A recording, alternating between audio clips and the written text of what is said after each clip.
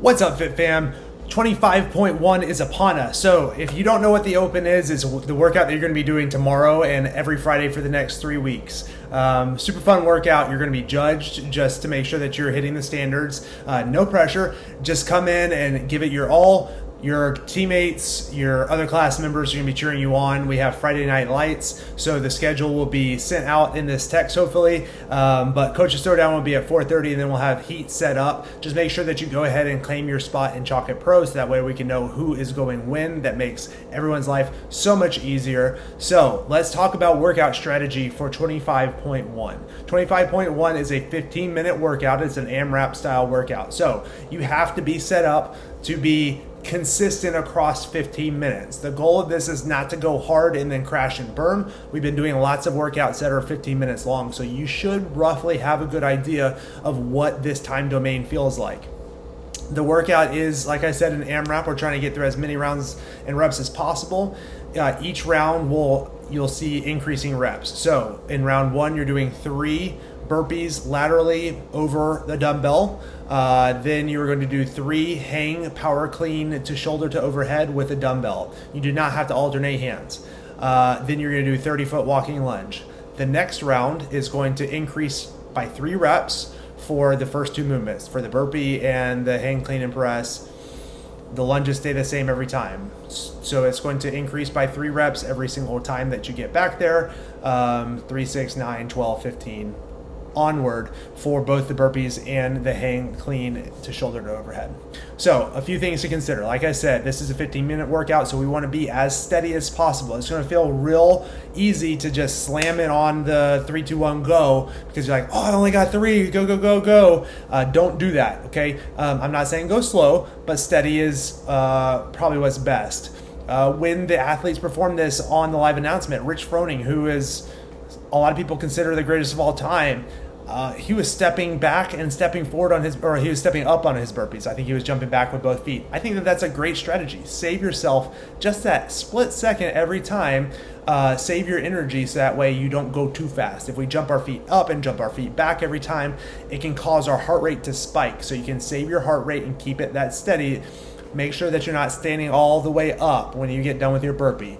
You can save yourself a lot of extension, a lot of energy by staying kind of low. You don't have to do this like ninja hop like we've tried before, because the burpees are going to become a little overwhelming by the time you get into those later rounds. So steady does it. Walk the burpees, and you have to jump over the dumbbell. It can be like a little hop as long as both feet are in the air at some point.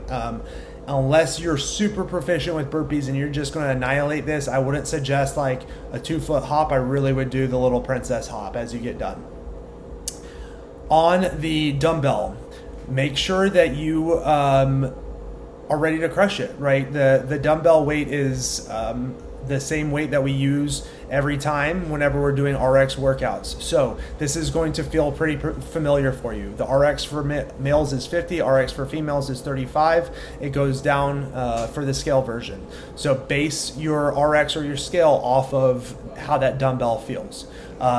It's a hang, so make sure that as you're getting fatigued, you're hinging like you're going to do a kettlebell swing, okay? So at the beginning, you might be able to be a little bit more upright and just nice and easy like a muscle clean. As we get more fatigued, it's okay to come down. Just watch your back and make sure that you're actually using your hips for that clean and then the press. Use your legs from the beginning for the press. At the beginning, again, it's going to feel like you can just curl and press it every single time.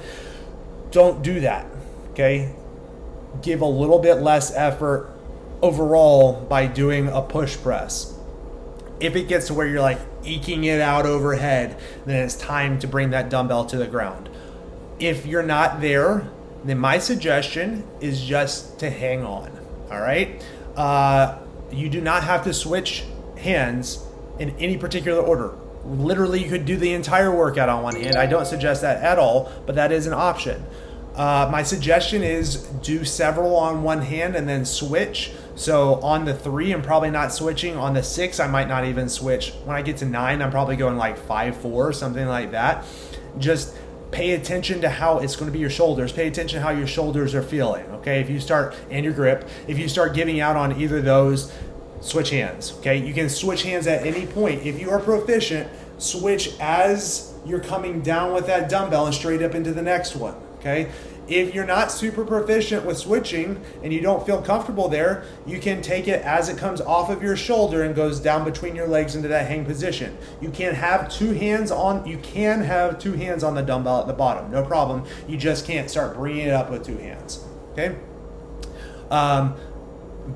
Pretty big sets on those because you can breathe on your lunges. We're going to set that dumbbell down. We're not going to throw it down because we love our dumbbells and we love our floors and we love our gym owner.